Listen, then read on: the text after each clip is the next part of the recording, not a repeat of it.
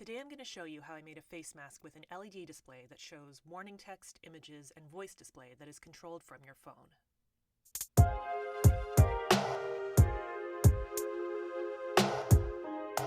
How are you guys all doing? I'm going to say it's been a tough few weeks with everything that's been going on in the world. It's been really hard to be motivated to do the types of projects that I normally do because it seems pretty trivial at times like these, and nobody is really thinking about going out in light-up costumes at the moment. I was out running errands yesterday and wearing a medical mask.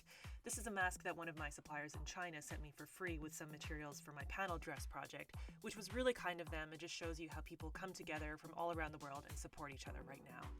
I'm grateful to have a few of these masks, but the style wasn't really matching, and a few commenters mentioned that they expected me to make something that lights up. And of course, I got the idea for this project. Now, as a disclaimer, this mask is more of a novelty mask for fun. It's obviously not the most efficient way to breathe through electronics, so this isn't necessarily something you'd be wearing out for a long time. That being said, I can still breathe fine since the panel does not cover everything.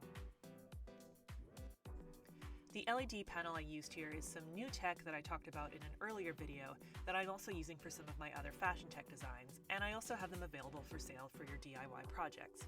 The link to get it is below, and for this project it's reusable so you can repurpose it for other projects later. I started with a COVID mask pattern from Sugardale. A friend sent me this link and it's a really nice pattern that she's made available for free. I'll link to it below, so go check it out. I essentially followed the pattern to a T with a few differences. One difference is that I use stretchy straps, and the other is that the fabric you need for this project is specific. I used one layer of solid cotton fabric and a second layer of semi-sheer fabric. Having the sheer fabric is essential to let the LEDs shine through.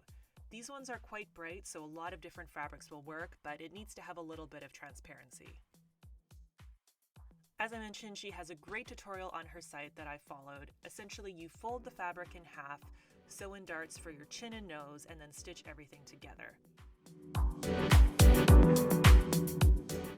Normally, I would use a serger and do a little bit better job on the detail and the quality, but I was going a bit fast as this one was more of a proof of concept. When making the pattern, you need to ensure that the semi-sheer layer is the one that's on the top and the outside layer. Another difference is that we need the pocket to be accessible to take the panel in and out. So for my version, I left one side open and stitched the elastic only to one layer so it'll still be able to open and close. I used a safety pin to pin the battery in and the edge of the panel, which worked quite nicely and held everything in. With these LED panels, you can add text, images, and an equalizer function through a free app for Android and iOS. I originally had the idea of doing warning messages like stay away, 6 feet away, and then I drew this weird little mouth thing thinking that it might be funny, and I was right, it was pretty hilarious.